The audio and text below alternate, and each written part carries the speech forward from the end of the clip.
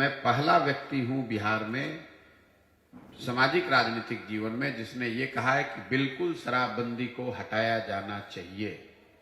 शराबबंदी का कोई तुक नहीं है और इसके 4 वजह भी मैंने बताया है क्यों हटाया जाना चाहिए।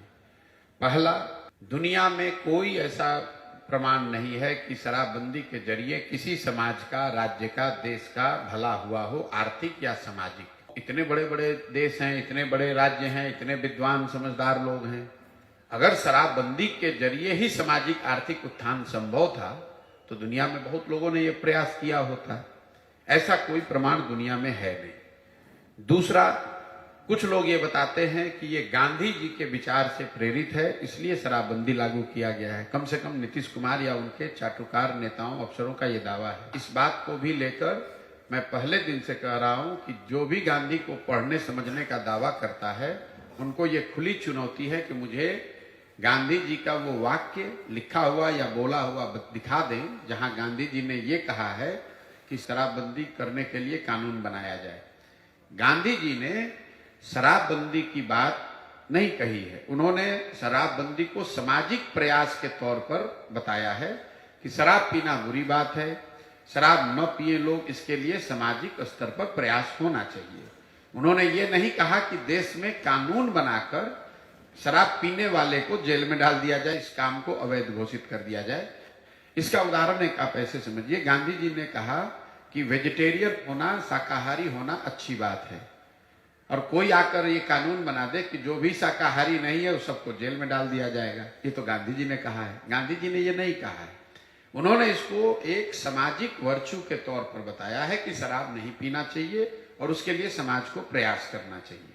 उन्होंने ये नहीं कहा है कि सरकार शराबबंदी के खिलाफ कानून बना दे। और ये मैंने चुनौती दी हुई है खुली कि अगर किसी के पास गांधी जी का ये कहा हुआ नीतीश कुमार ये दिखा दें तो मैं उनकी बात को मान लूंगा। तीसरी बात, ये शराबबंदी बिहार में लागू है कहां? अगर मान लीजिए 1 मिनट को बहस के लिए कि शराबबंदी का कुछ फायदा है भी, तो लागू होगा तब तो फायदा होगा, लागू तो है नहीं।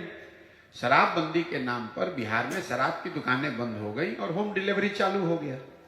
तो ये तो आप देखते हैं पूरी दुनिया में बहुत सारे सामान आप ऑनलाइन खरीदते हैं, अमेजोन से, फ्लिपकार्ट से, दुकान पर जाने की जरूरत नहीं है। तो ये तो नीतीश कुमार का ऑनलाइन शॉपिंग मॉडल है जिसमें शराब की दुकान बंद है और होम डिलीवरी चालू है।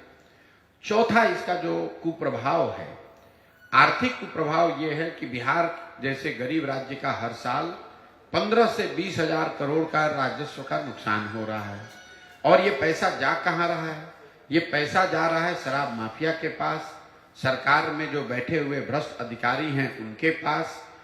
और इसका सामाजिक जो पहलू है, जिन महिलाओं के एम्पावरमेंट के नाम पर इसको लागू किया गया है, एक पहलू वो बताया जाता है, तो सबसे ज्यादा इससे प्रताड़ित भी महिलाएं ही हैं।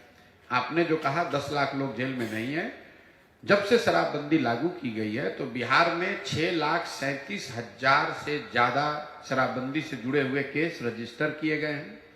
उसमें से करीब 1.25 लाख केस, 1,25,000 के आसपास केस अभी भी थानों में, न्यायालयों में लंबित है। और ज्यादातर ये लोग वो हैं जो समाज में गरीब हैं, वंचित हैं, पिछड़े हैं, क्योंकि उनके पास साधन है नहीं। जब ये केस हो जाता है और लोग जेल में होते हैं या थाने कोर्ट कचहरी में दौड़ते हैं, तो सबसे ज्यादा प्रताड़ित महिलाएं होती है, क्योंकि पुरुष तो पकड़ लिया गया। और जिस महिला के एम्पावरमेंट के नाम पर आपने एक कानून लागू किया, अब उसी को थाने में जाके दौड़ना पड़ता है, वकील के सामने दौड़ना पड़ता है, अपना गाना, जेवर, पैसा जो है उसको बेचकर काम करना पड़ता है। तो इन चारों पहलुओं को मैंने विस्तृत तौर पर पहले भी समझाया है और इसी आधार पर मैं शराबबंदी के बिल्कुल खिलाफ में हूं।